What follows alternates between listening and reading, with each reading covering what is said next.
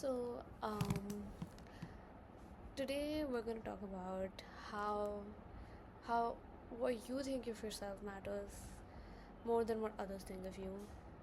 Last time when I was talking about the fear of being perceived, I completely forgot about the fact that that affects the way I think of myself too.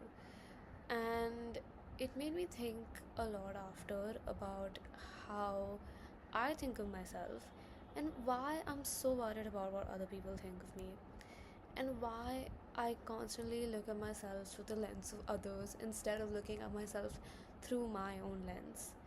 And I think that this fear of perception comes from a deep insecurity and the need for validation from others. So when someone doesn't validate you, you base your worth on what that person thinks of you instead of actually thinking of what you think of yourself. That's what matters the most. I am a woman, obviously, and I've been around women who I've noticed that a lot of women have issues with validation more than men. This is just a noticing thing. This is not like any statistic, nothing like that. So please don't take my word for it.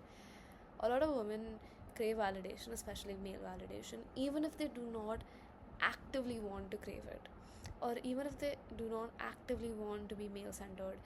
It just happens because of the environment that we have been brought up in. And that made me think about myself. Also, these rings look so good on my hands, it's crazy. It made me think about myself and how I wanted to be perceived, maybe by men or women. But now we're in like a position where we're constantly looked at all the time, or the it's like the environment has become such that we need validation from everyone. We need to be validated. We are performing. We are humans that are performing. Like, what is like, who are we for not just constantly performing? Because we are. And that gets tiring after a point, honestly. And it makes me wonder what we think of ourselves. And what I think of myself heavily depends a lot of the time by what other people think of me. And I think that this also comes from like this years of people pleasing tendencies and wanting everyone to love me and being like the best version of myself in front of others. And I have to say, it is tiring, and it did get tiring after a point, but it also did become part of my personality. So it just became who I am. I'm Sarah. Everyone loves Sarah. She's so nice. She's so sweet. Oh my gosh, she's so sweet.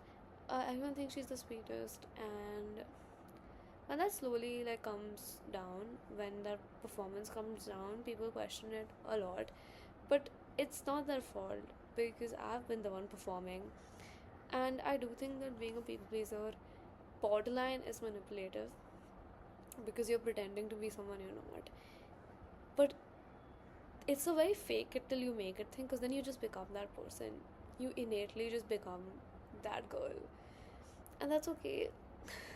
Like, I'm not saying I'm a bad person, and I'm not saying that I manipulated people. I don't know what I'm doing. I just want people to like me, and that's what I've always been doing. I think this is making YouTube videos and talking here has made me realize so much more about myself and the person I am, and that is so scary. Being self-aware is so scary.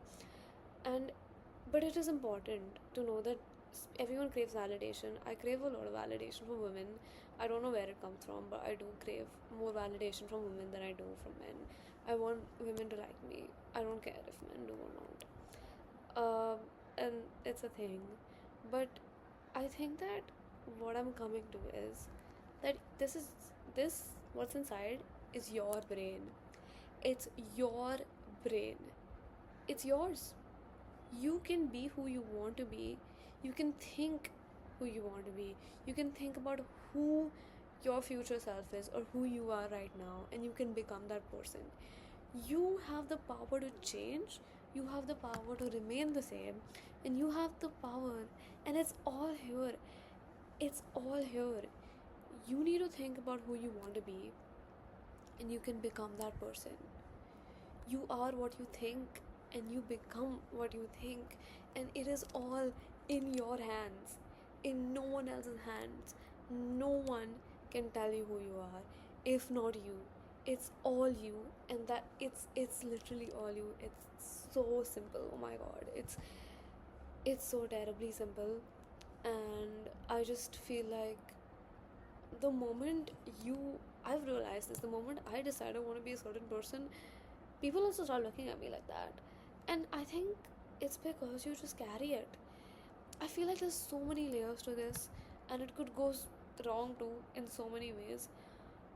But I'm obviously coming from a very like creative and very like positive lens of like, if I want to be a filmmaker, I start acting like one, I start becoming one, I start doing things that put me in that position. It's really not that tough. I'm not saying that everyone has a privilege to do this, of course not. And I feel like with our privilege, we should also do recognize the people who don't have the privilege to do this, whose life doesn't can't be this simple where they can just think and be who they want to be. This is not advice for everyone, this is just a thought for myself. Recently someone told me that stop apologizing for your privilege, but I cannot. Living in a city like Mumbai where you see so much disparity, economic disparity, and you look at someone on this a kid on the street and you're thinking of all your dreams, but then you look at that kid and you're just like, they don't even get to things, they don't even get to have these dreams because they haven't even seen the world the way I have, and they haven't, and they will never get those opportunities. And it is very important, the more we grow as people, we try to make sure that the people around us grow, and to also make sure that people who need the help also grow. And it's really important to understand that, and it's really important to remove the classism and casteism that holds us back. Honestly, I want to end this by saying that this is your life, it's in your hands. You can remain the same, and you can change, and you can create your discipline, and you can live however you want to. But your brain is yours, and you are the one to control it. And you,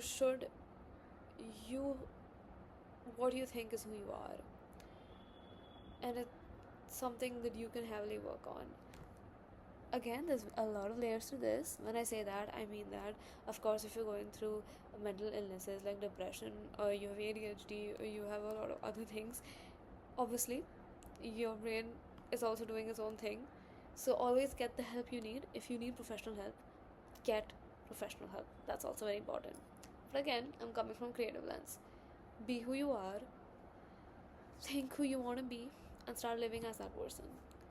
And again, your fear of perception can be killed if you stop caring, if you just innately tell yourself that you don't care. You keep telling yourself till you believe it. You stop caring what others think and you only care about yourself. To have a not to have a nonchalant attitude towards people doesn't necessarily mean that you just don't care. It just means that you don't care what others think about you. And it's very important to just not look at yourself from other people's lenses. It's very important because then it kills you, and it's killed me, and it's hurt me, and it's made me overthink, and it has ruined a lot of things that shouldn't be ruined because I was so afraid of being perceived. It has to stop, and it has to stop now. Okay, bye.